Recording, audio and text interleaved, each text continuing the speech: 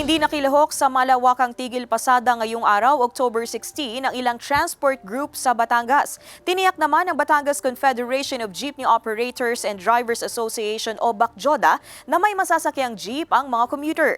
Para sa detalye, makakasama natin live si Paul Hernandez. Paul?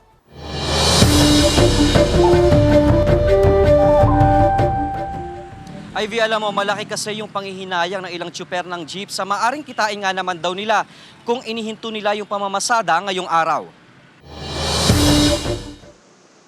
Walang tigil pasadang naganap ngayong araw ng Lunes sa Batangas. Sa gitna yan ay kinakasang tigil pasada sa ilang lugar sa bansa ng grupong Manibela. Protesta umano ito ng grupo para tutulan ng Public Utility Vehicle Modernization Program o PUVMP ng pamahalaan na magfe-phase out sa mga tradisyonal na jeep sa bansa. Sa kabila ng transport strike, siniguro ng Batangas Confederation of Jeepney Operators and Drivers Association o BACJODA sa mga commuter na may papasadang mga traditional at modern jeep sa Kalakang, Batangas. Una, ang Batangas po ay kami naman po ay meron na po kaming mga sariling kooperatiba na aming tinayo. Padalawa, kami ay naniniwala naman kung ano man ang ipinaglalaban po ng Manibela ay yun po ay sarili lang pananaw. Kami po naman ay naniniwala na ang isang problema po ay pwedeng tugunan na hindi po dinadaan natin sa pagwewelga.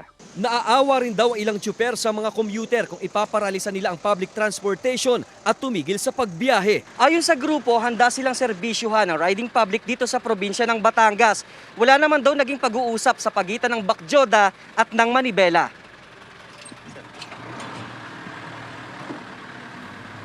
Ay unang-una, walang sasakyan natin mga pasahero.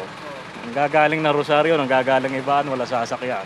Mahirap naman hong sumama sa baka wala kayo ng pamilya. At ang isa pa ho ay marami hong bayaran. Tayo po ay meron pong mahigit na 5,000 pong may prangkisa po dito sa probinsya. Okay. Bukod pa po yung mga kolorom na mga nabiyahe po sa mga bukid-bukid. Pero meron po ring mga pailan-ilan, mga nakikisimpatya po sa grupo ng Manibela. Samantala, may ilang paaralan sa Laguna ang nag-anunsyo ng kanselasyon ng face-to-face classes dahil sa transport strike ngayong Lunes. Pero tuloy ang online at modular classes sa mga apektadong lugar ng tigil pasada.